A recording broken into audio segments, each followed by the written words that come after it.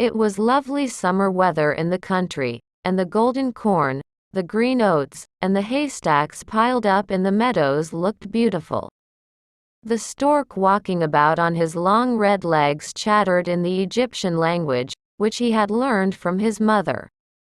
The cornfields and meadows were surrounded by large forests, in the midst of which were deep pools. It was, indeed, delightful to walk about in the country. In a sunny spot stood a pleasant old farmhouse close by a deep river, and from the house, down to the waterside grew great burdock leaves, so high, that under the tallest of them a little child could stand upright. The spot was as wild as the center of thick wood. In this snug retreat sat a duck on her nest, watching for her young brood to hatch. She was beginning to get tired of her task, for the little ones were a long time coming out of their shells, and she seldom had any visitors. The other ducks liked much better to swim about in the river than to climb the slippery banks, and sit under a burdock leaf, to have a gossip with her. At length one shell cracked, and then another, and from each egg came a living creature that lifted its head and cried, "Peep, peep." "Quack, quack," said the mother, and then they all quacked as well as they could, and looked about them on every side at the large green leaves. Their mother allowed them to look as much as they liked, because green is good for the eyes. "How large the world is," said the young ducks, when they found how much more room they now had than while they were inside the eggshell. "Do you imagine this is the whole world?" asked the mother. "Wait till you have seen the garden. It stretches far beyond that to the parson's field, but I have never ventured to such a distance. Are you all out?" she continued, rising. "No, I declare, the largest egg lies there still. I wonder how long this is to last. I am quite tired of it," and she seated herself again on the nest. "Well, how are you getting on?" asked an old duck, who paid her a visit. "One egg is not hatched yet," said the duck, "it will not break. But just look at all the others, are they not the prettiest little ducklings you ever saw? They are the image of their father, who is so unkind, he never comes to see." "Let me see the egg that will not break," said the duck. "I have no doubt it is a turkey's egg. I was persuaded to hatch some once, and after all my care and trouble with the young ones, they were afraid of the water. I quacked and clucked, but all to no purpose. I could not get them to venture in. Let me look at the egg. Yes, that is a turkey's egg. Take my advice, leave it where it is and teach the other children to swim." "I think I will sit on it a little while longer," said the duck. "As I have sat so long already, a few days will be nothing." "Please yourself," said the old duck, and she went away. At last the large egg broke, and a young one crept forth crying, "Peep, peep." It was very large and ugly. The duck stared at it and exclaimed, "It is very large and not at all like the others. I wonder if it really is a turkey. We shall soon find it out, however, when we go to the water. It must go in, if I have to push it myself." On the next day the weather was delightful, and the sun shone brightly on the green burdock leaves, so the mother duck took her young brood down to the water, and jumped in with a splash. "Quack, quack," cried she, and one after another the little ducklings jumped in. The water closed over their heads, but they came up again in an instant, and swam about quite prettily with their legs paddling under them as easily as possible, and the ugly duckling was also in the water swimming with them. "Oh," said the mother, "that is not a turkey. How well he uses his legs, and how upright he holds himself. He is my own child, and he is not so very ugly after all if you look at him properly. Quack, quack. Come with me now. I will take you into grand society, and introduce you to the farmyard, but you must keep close to me or you may be trodden upon. And, above all, beware of the cat." When they reached the farmyard, there was a great disturbance. Two families were fighting for an eel's head, which, after all, was carried off by the cat. "See, children, that is the way of the world," said the mother duck, wetting her beak, for she would have liked the eel's head herself. "Come, now, use your legs, and let me see how well you can behave. You must bow your heads prettily to that old duck yonder. She is the highest born of them all, and has Spanish blood, therefore, she is well off. Don't you see she has a red flag tied to her leg, which is something very grand, and a great honor for a duck? It shows that everyone is anxious not to lose her, as she can be recognized both by man and beast. Come, now, don't turn your toes. A well-bred duckling spreads his feet wide apart, just like his father and mother, in this way. Now bend your neck, and say, quack." The ducklings did as they were bid, but the other duck stared, and said, "Look, here comes another brood, as if there were not enough of us already. And what a queer-looking object one of them is. We don't want him here," and then one flew out and bit him in the neck. "Let him alone," said the mother. "He is not doing any harm." "Yes, but he is so big and ugly," said the spiteful duck, "and therefore he must be turned out." "The others are very pretty children," said the old duck, with the rag on her leg, "all but that one. I wish his mother could improve him a little." "That is impossible, your grace," replied the mother. "He is not pretty, but he has a very good disposition, and swims as well or even better than the others. I think he will grow up pretty, and perhaps be smaller. He has remained too long in the egg, and therefore his figure is not properly formed." And then she stroked his neck and smoothed the feathers, saying, "It is a drake, and therefore not of so much consequence. I think he will grow up strong, and able to take care of himself." "The other ducklings are graceful enough," said the old duck. "Now make yourself at home, and if you can find an eel's head, you can bring it to me." And so they made themselves comfortable. But the poor duckling, who had crept out of his shell last of all, and looked so ugly, was bitten and pushed and made fun of, not only by the ducks, but by all the poultry. "He is too big," they all said, and the turkey-cock, who had been born into the world with spurs, and fancied himself really an emperor, puffed himself out like a vessel in full sail, and flew at the duckling, and became quite red in the head with passion, so that the poor little thing did not know where to go, and was quite miserable because he was so ugly and laughed at by the whole farmyard. So it went on from day to day till it got worse and worse. The poor duckling was driven about by everyone. Even his brothers and sisters were unkind to him, and would say, "Ah, you ugly creature, I wish the cat would get you," and his mother said she wished he had never been born. The ducks pecked him, the chickens beat him, and the girl who fed the poultry kicked him with her feet. So at last he ran away, frightening the little birds in the hedge as he flew over the paling.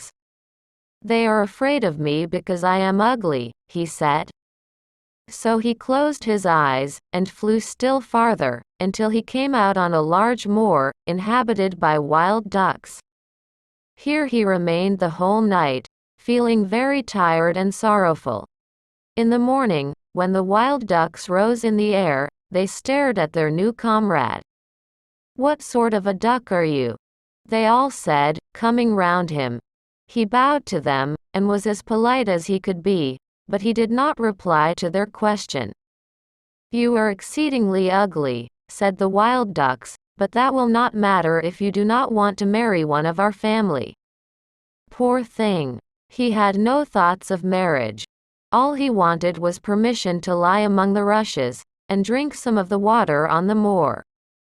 After he had been on the moor 2 days, there came 2 wild geese, or rather goslings, for they had not been out of the egg long, and were very saucy. "Listen, friend," said one of them to the duckling, "You are so ugly, that we like you very well. Will you go with us, and become a bird of passage? Not far from here is another moor, in which there are some pretty wild geese, all unmarried. It is a chance for you to get a wife. You may be lucky, ugly as you are." Pop, pop, sounded in the air, and the 2 wild geese fell dead among the rushes, and the water was tinged with blood. Pop, pop, echoed far and wide in the distance, and whole flocks of wild geese rose up from the rushes. The sound continued from every direction, for the sportsmen surrounded the moor, and some were even seated on branches of trees, overlooking the rushes. The blue smoke from the guns rose like clouds over the dark trees, and as it floated away across the water, a number of sporting dogs bounded in among the rushes, which bent beneath them wherever they went. How they terrified the poor duckling! He turned away his head to hide it under his wing, and at the same moment a large terrible dog passed quite near him. His jaws were open, his tongue hung from his mouth, and his eyes glared fearfully. He thrust his nose close to the duckling, showing his sharp teeth, and then, splash, splash, he went into the water without touching him. "Oh," sighed the duckling, "how thankful I am for being so ugly. Even a dog will not bite me." And so he lay quite still, while the shot rattled through the rushes, and gun after gun was fired over him. It was late in the day before all became quiet, but even then the poor young thing did not dare to move. He waited quietly for several hours, and then, after looking carefully around him, hastened away from the moor as fast as he could. He ran over field and meadow till a storm arose, and he could hardly struggle against it. Towards evening, he reached a poor little cottage that seemed ready to fall, and only remained standing because it could not decide on which side to fall first. The storm continued so violent, that the duckling could go no farther. He sat down by the cottage, and then he noticed that the door was not quite closed in consequence of one of the hinges having given way. There was therefore a narrow opening near the bottom large enough for him to slip through, which he did very quietly, and got a shelter for the night. A woman, a tom-cat, and a hen lived in this cottage. The tom-cat, whom the mistress called "my little son," was a great favorite. He could raise his back, and purr, and could even throw out sparks from his fur if it were stroked the wrong way. The hen had very short legs, so she was called Chickie Short Legs. She laid good eggs, and her mistress loved her as if she had been her own child. In the morning, the strange visitor was discovered, and the tom-cat began to purr, and the hen to cluck. "What is that noise about?" said the old woman, looking round the room, but her sight was not very good.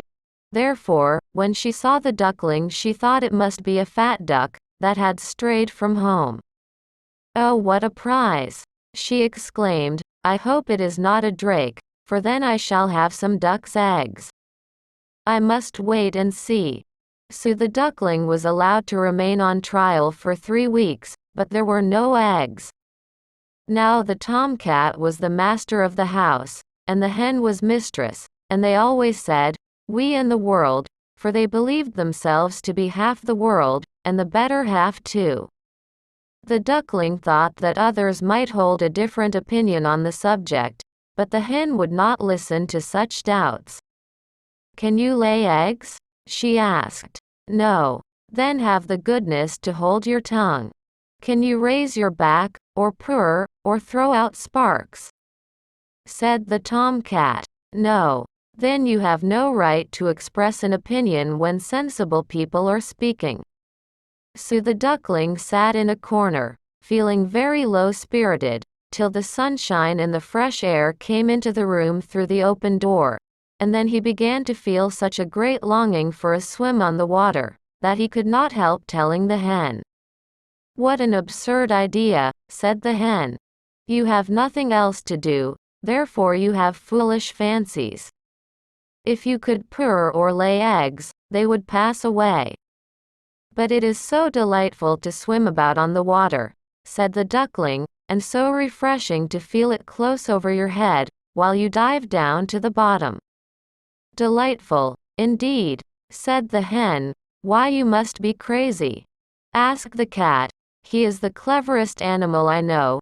Ask him how he would like to swim about on the water, or to dive under it, for I will not speak of my own opinion. Ask our mistress, the old woman. There is no one in the world more clever than she is.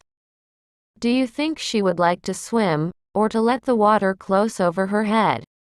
You don't understand me, said the duckling. We don't understand you?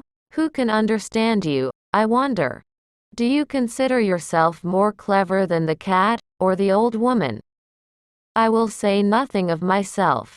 Don't imagine such nonsense, child, and thank your good fortune that you have been received here. Are you not in a warm room, and in society from which you may learn something? But you are a chatterer, and your company is not very agreeable. Believe me, I speak only for your own good. I may tell you unpleasant truths, but that is a proof of my friendship. I advise you, therefore, to lay eggs, and learn to purr as quickly as possible. I believe I must go out into the world again, said the duckling. Yes, do, said the hen. So the duckling left the cottage, and soon found water on which it could swim and dive, but was avoided by all other animals, because of its ugly appearance. Autumn came, and the leaves in the forest turned to orange and gold. Then, as winter approached, the wind caught them as they fell and whirled them in the cold air. The clouds, heavy with hail and snowflakes, hung low in the sky, and the raven stood on the ferns crying, "Croak, croak." It made one shiver with cold to look at him. All this was very sad for the poor little duckling. One evening, just as the sun set amid radiant clouds, there came a large flock of beautiful birds out of the bushes. The duckling had never seen any like them before. They were swans, and they curved their graceful necks, while their soft plumage shone with dazzling whiteness. They uttered a singular cry, as they spread their glorious wings and flew away from those cold regions to warmer countries across the sea. As they mounted higher and higher in the air, the ugly little duckling felt quite a strange sensation as he watched them. He whirled himself in the water like a wheel, stretched out his neck towards them, and uttered a cry so strange that it frightened himself. Could he ever forget those beautiful, happy birds? And when at last they were out of his sight, he dived under the water, and rose again almost beside himself with excitement. He knew not the names of these birds, nor where they had flown, but he felt towards them as he had never felt for any other bird in the world. He was not envious of these beautiful creatures, but wished to be as lovely as they. Poor ugly creature! How gladly he would have lived even with the ducks had they only given him encouragement. The winter grew colder and colder. He was obliged to swim about on the water to keep it from freezing, but every night the space on which he swam became smaller and smaller. At length it froze so hard that the ice in the water crackled as he moved, and the duckling had to paddle with his legs as well as he could, to keep the space from closing up. He became exhausted at last, and lay still and helpless, frozen fast in the ice. Early in the morning, a peasant, who was passing by, saw what had happened. He broke the ice in pieces with his wooden shoe, and carried the duckling home to his wife. The warmth revived the poor little creature. But when the children wanted to play with him, the duckling thought they would do him some harm. So he started up in terror, fluttered into the milk pan, and splashed the milk about the room. Then the woman clapped her hands, which frightened him still more. He flew first into the butter cask, then into the meal tub, and out again. What a condition he was in!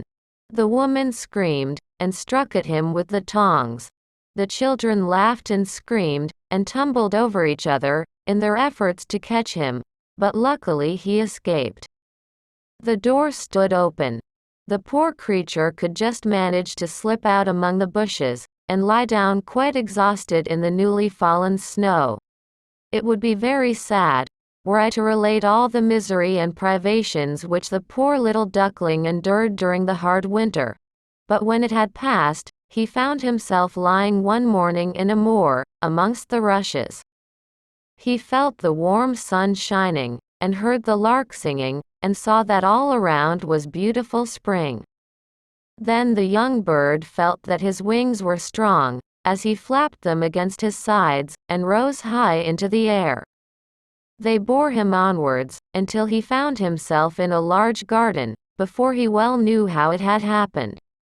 The apple trees were in full blossom, and the fragrant elders bent their long green branches down to the stream which wound round a smooth lawn. Everything looked beautiful, in the freshness of early spring. From a thicket close by came 3 beautiful white swans, rustling their feathers, and swimming lightly over the smooth water. The duckling remembered the lovely birds, and felt more strangely unhappy than ever. "I will fly to those royal birds," he exclaimed, "and they will kill me, because I am so ugly, and dare to approach them. But it does not matter. Better be killed by them than pecked by the ducks, beaten by the hens, pushed about by the maiden who feeds the poultry, or starved with hunger in the winter." Then he flew to the water, and swam towards the beautiful swans. The moment they espied the stranger, they rushed to meet him with outstretched wings. "Kill me," said the poor bird, and he bent his head down to the surface of the water, and awaited death. But what did he see in the clear stream below? His own image. No longer a dark, gray bird, ugly and disagreeable to look at, but a graceful and beautiful swan. To be born in a duck's nest, in a farmyard, is of no consequence to a bird, if it is hatched from a swan's egg. He now felt glad at having suffered sorrow and trouble, because it enabled him to enjoy so much better all the pleasure and happiness around him. For the great swans swam round the newcomer, and stroked his neck with their beaks, as a welcome. Into the garden presently came some little children, and threw bread and cake into the water. "See," cried the youngest, "there is a new one." And the rest were delighted, and ran to their father and mother, dancing and clapping their hands, and shouting joyously, "There is another swan come! A new one has arrived!" Then they threw more bread and cake into the water, and said, "The new one is the most beautiful of all. He is so young and pretty." And the old swans bowed their heads before him. Then he felt quite ashamed, and hid his head under his wing. For he did not know what to do, he was so happy, and yet not at all proud. He had been persecuted and despised for his ugliness, and now he heard them say he was the most beautiful of all the birds. Even the elder tree bent down its boughs into the water before him, and the sun shone warm and bright. Then he rustled his feathers, curved his slender neck, and cried joyfully, from the depths of his heart, "I never dreamed of such happiness as this, while I was an ugly duckling." The end.